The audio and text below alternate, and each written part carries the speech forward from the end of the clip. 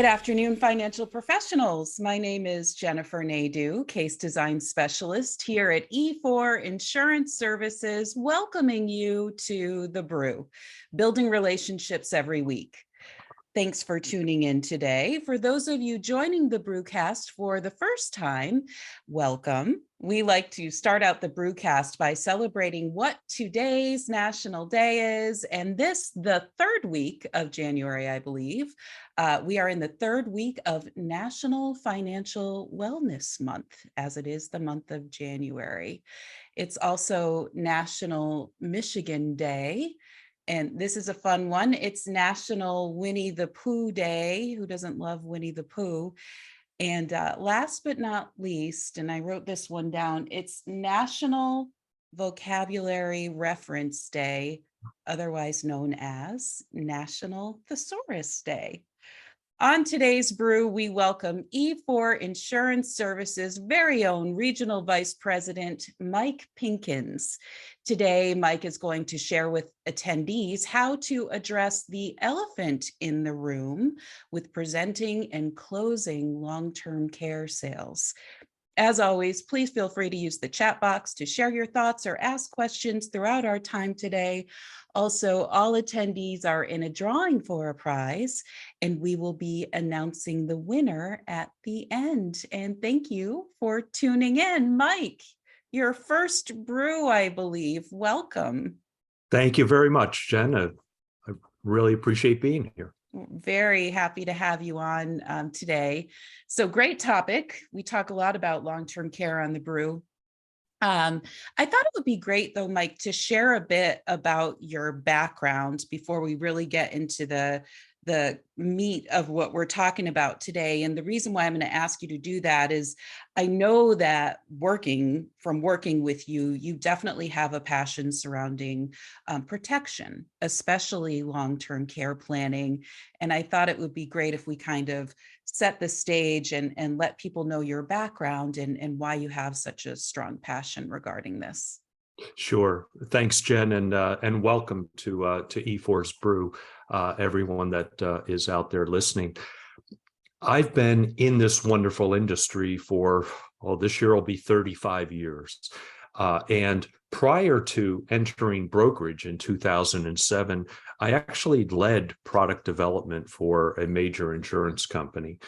Not being an actuary, it was kind of unique to lead product development, but one of the highlights was actually creating single premium life and other whole life products that had chronic illness and true long-term care riders. And when I talk about chronic illness, this was even before the HIPAA days, before we had 6 activities of daily living defined.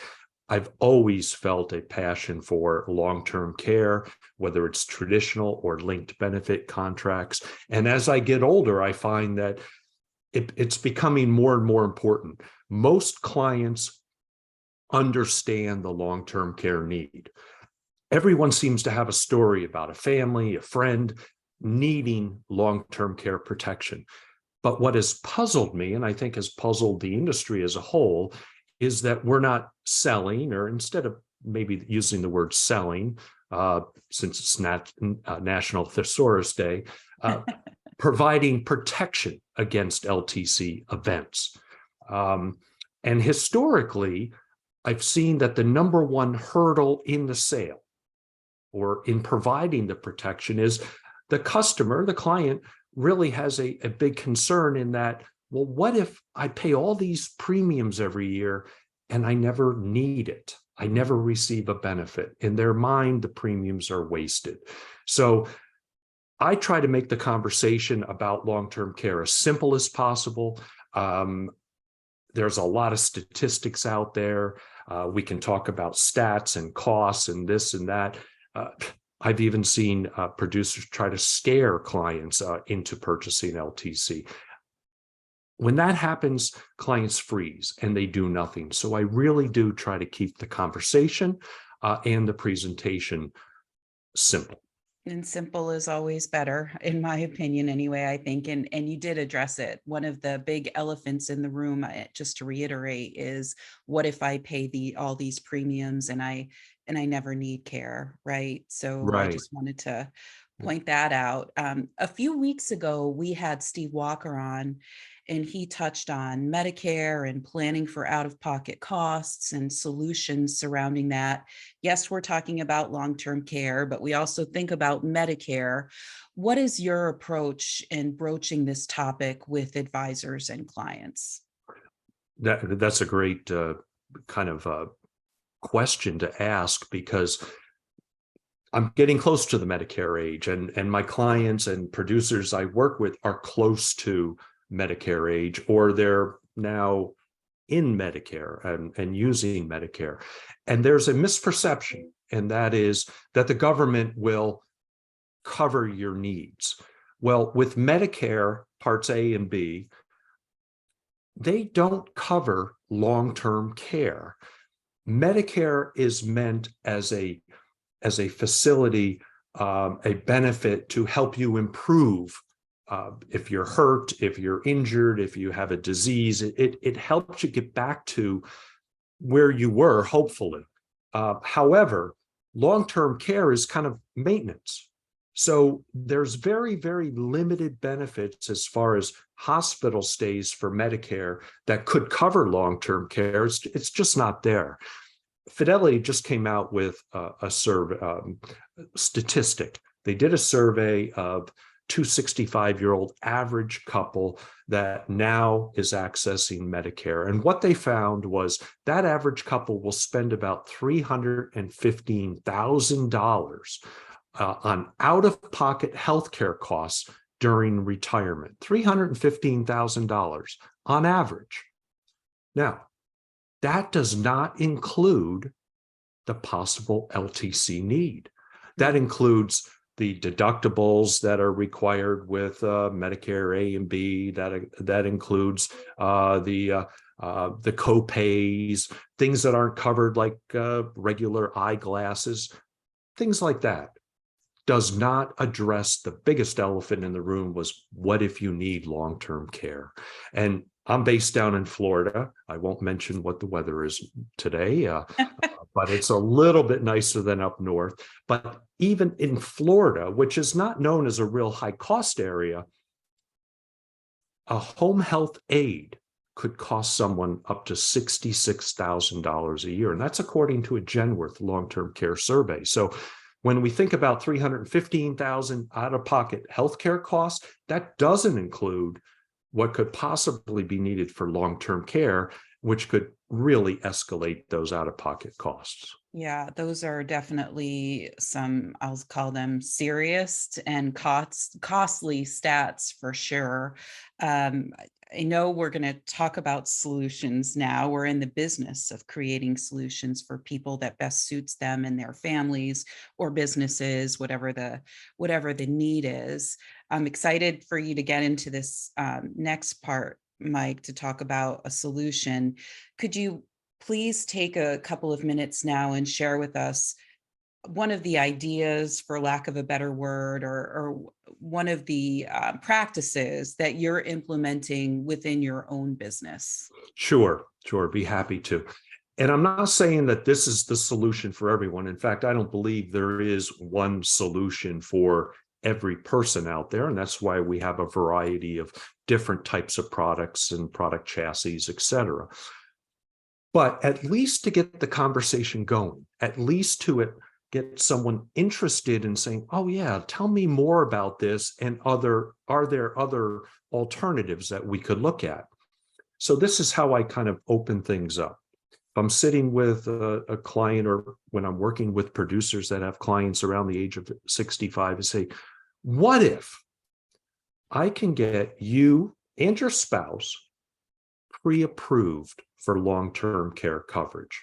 What if for every premium dollar that you decide to put into this program, I can guarantee up to 3 times leverage for every premium dollar? Meaning, if you put in $100,000, you'd have $300,000 guaranteed for long-term care.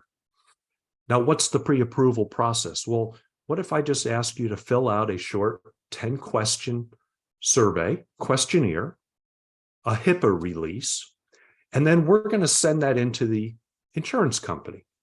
And the insurance company is going to check motor vehicle records. They're going to check the National Prescription Drug Database. And if you're between the ages of 70 and 80, and this is nothing new on the long-term care side, there'll be a short 15-minute cognitive test, a phone call made to make sure that you have no cognitive deficiencies. But just with that information, again, no intrusive medical underwriting, no blood, no urine, none of that, that carrier will make a decision, usually within 24 hours, and they'll say, you're pre-approved. You can get up to 3 times leverage. And here's the beauty, and this is what overcomes that biggest hurdle to the sale. What if you never need the benefit? And I tell people, I tell producers to tell their clients, we hope you never need the benefit. We hope you never have that long-term care need. If you never need the benefit, your beneficiaries are guaranteed to get every dollar that you put in premium back. Guaranteed. So there's a 100% return of premium to your beneficiaries. Now, I try to create a visual with clients and say, think of it this way. You have some money in one pocket. You're transferring this money from a very safe, very liquid, very low yielding account because it's safe money, your emergency fund that you would have used for long-term care. You're switching from one pocket to the other. And the other pocket still holds that money that you put in, but now we have that additional leverage for long-term care. Now, I focus on guarantees, guaranteed premium, guaranteed long-term care leverage, and a guaranteed return of premium. But in reality, what I'm talking about is a linked benefit fixed annuity. It has a crediting rate. Currently, that 1-year crediting rate's 4.5%. That's non-guaranteed, but for the first year, it's guaranteed at 4.5%. And then I follow and say, well, once that annuity grows every year, guess what?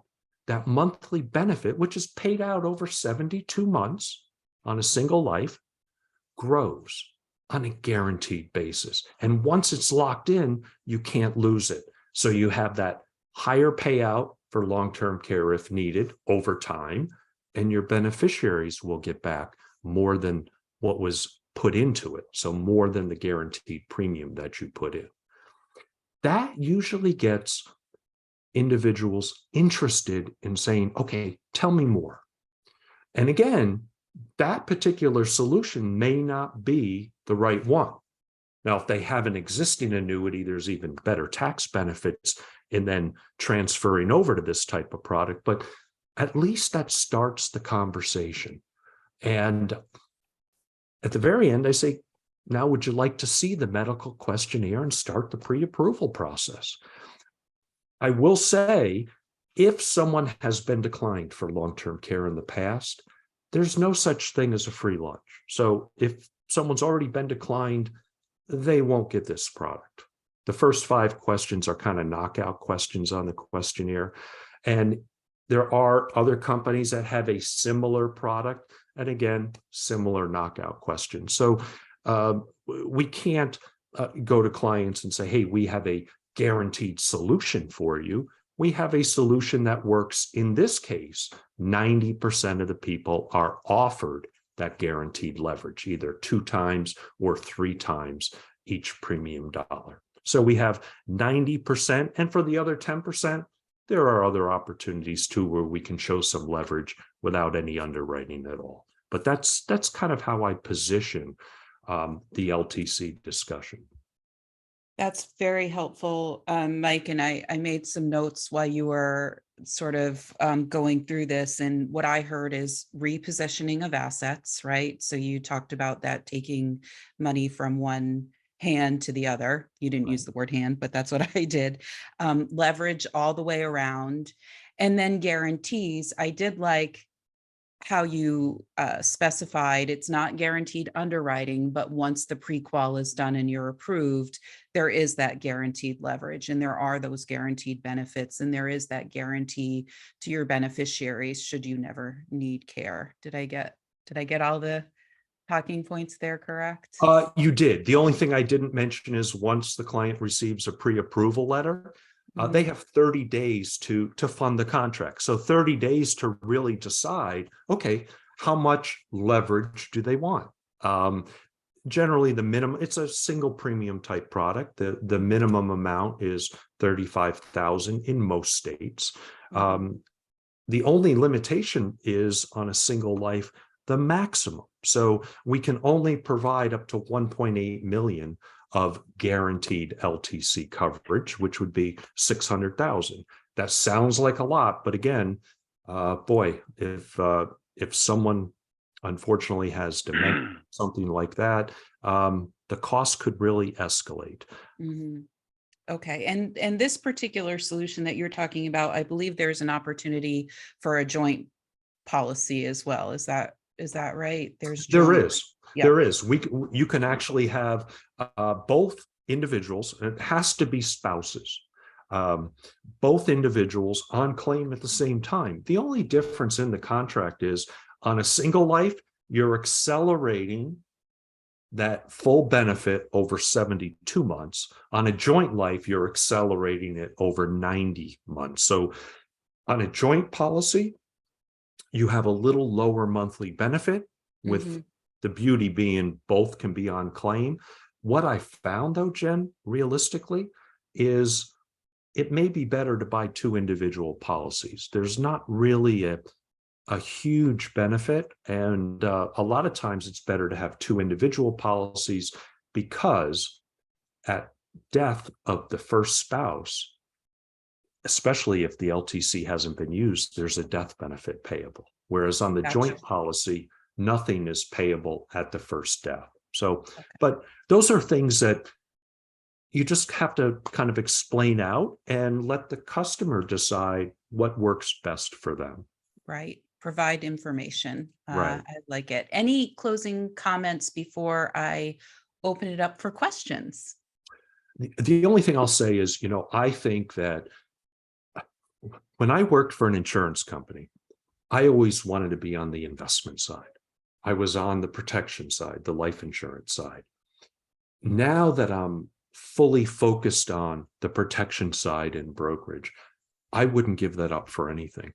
We have a duty to protect people's assets. No one has the portfolio that we have to protect what people have built up over decades. And as they distribute those assets, our job is to make sure that they can leverage where necessary to keep as much of those assets as they can, because we hope they live a very long life. And we know people are very concerned about outliving their assets. Strategies like this help them feel more comfortable. And it's a great feeling to know that you've really protected someone and protected their assets. Very well said. And I can't agree with you more.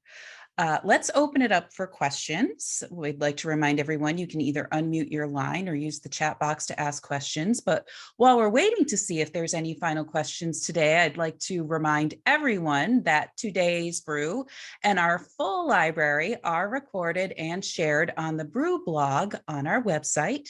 And that's www.e4.insurance. And Mike, let's do our giveaway. If you could pick a number between 1 and 15. 4. Lucky number 4, Tim Ferguson. Tim, congratulations. You are our winner today. Be on the lookout for a complimentary CE voucher and Starbucks gift card that will be coming your way from all of us here at E4 Insurance Services. So congratulations, Tim. I am going to take a peek in the chat box to see if there are any questions today. And I am just giving it another second. I am not seeing any. So Mike, again, thank you very much for joining. It was great to have you today, and that was some great information you shared as well. Thank you very much. Have a great day, everyone. Thank you. Tune in next week as we welcome Nationwide's Central Regional Vice President Lisa Quist and E4 Insurance Services Vice President of Institutional Accounts, Steve Walker, as they discuss the Land as Your Legacy program offered through Nationwide. Lisa and Steve will share tips, sales ideas, and how to get started. So we're looking forward to that. Thank you so much for joining today. Congratulations, Tim. And we will see you next week on The Brew. Have a great week, everyone. Thank you.